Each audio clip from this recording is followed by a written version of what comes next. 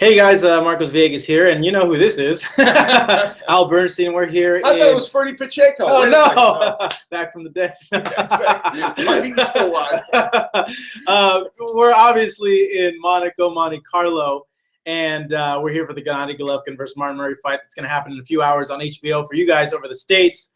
But if you've been hiding in a closet, Mayweather Pacquiao finally announced after 5-6 years going down May 2nd on pay-per-view in Las Vegas. And obviously, I'm going to ask this man right here about his thoughts on the announcement. And Al, what do you think? Finally happens. Well, yeah, it did. By the way, I'm over here working for Channel 5 for the UK on the Golovkin fight. But, yeah, it's boxing fans have been waiting for this for many, many years. And finally, after laborious negotiations that made the Paris peace talks seem like nothing, finally, the fight was made. And well, if only walls could talk. Yes. Oh, golly.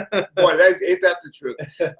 And so, you know, I think it has a lot of significance for a lot of different reasons. One is simply gets the monkey off the back of boxing, you know, that it finally made this fight. If nothing else, that's worth it, because in the mainstream media, especially in the United States, will at least acknowledge that the fight was made. And hopefully that's the least of it. The most of it is that there's a really good fight, and that the boxing fans are satiated by the outcome. Do you think it's as competitive given Manny Pacquiao's recent fight with Algieri? Because he looked really good against Algieri, and I know Algieri's no Mayweather, but he looked a little better than usual. He's a generic version of Mayweather. Yeah. You know, he's a boxer and moves around a lot. Moves around and has skill sets. Yeah. And so in that sense, yeah, it was a good opponent, I think, for them to have prior to him. And I think you hit on it, Marcos. It's the question of whether people have the perception that Pacquiao, who struggled for a bit, and then, of course, got knocked out by Marquez in a fight, though, that he was probably getting ready to take control of, and may well have stopped Marquez because of the issues that Marquez was having in that fight. But nonetheless, he did lose. And there's no question Manny Pacquiao had slipped back a bit. But I think now the perception, at least, is that Pacquiao has got the ship righted a little bit. And we know that for Manny Pacquiao to be competitive in this fight, we need to see the version of Manny Pacquiao that we saw for a lot of the time when he moved up in weight. The Manny Pacquiao that thrived in the higher weights because he was quick, because he threw a lot of punches. He was a volume puncher, threw combinations, and did everything that utilized the skills of a fighter coming up in weight that was just simply too quick for everyone else. Now, that's exactly the Manny Pacquiao he's going to have to be if he's going to make this a really good fight with Floyd Mayweather. Now, I know you got to get going.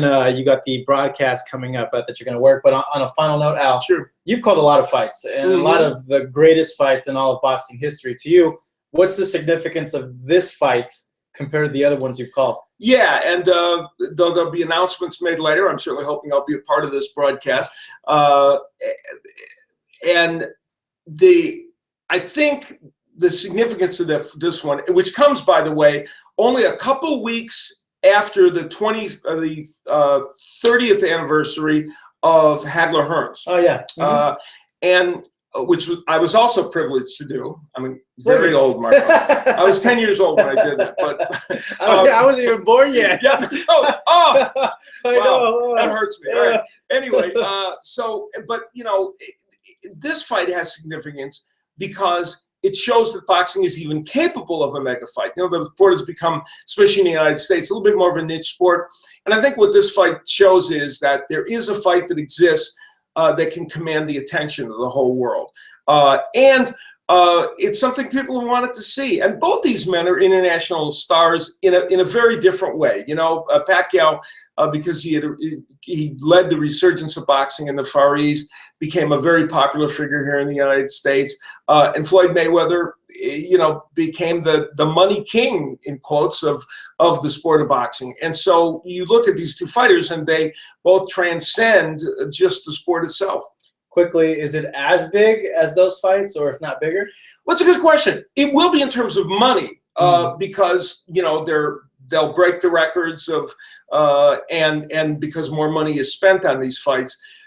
Does it resonate as much as, let's say, Hagler-Hearns or Leonard Hagler or whatever. I don't know. It's hard to tell. Boxing was in a different place in the landscape of sports, especially in America at that time. But it certainly is a huge, huge event. I can't wait. It happens May 2nd. It's going to be crazy just seeing just everything in the build-up to this fight.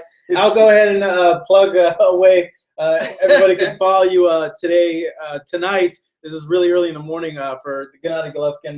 Yeah, I'll be on for those folks watching in the UK. And actually, I'm doing the world feed, so it's actually going to be around the world. But certainly in the UK, they'll be able to watch it on Channel 5, which is an over-the-air terrestrial network that goes everywhere. So it should be fun, and this will be fun.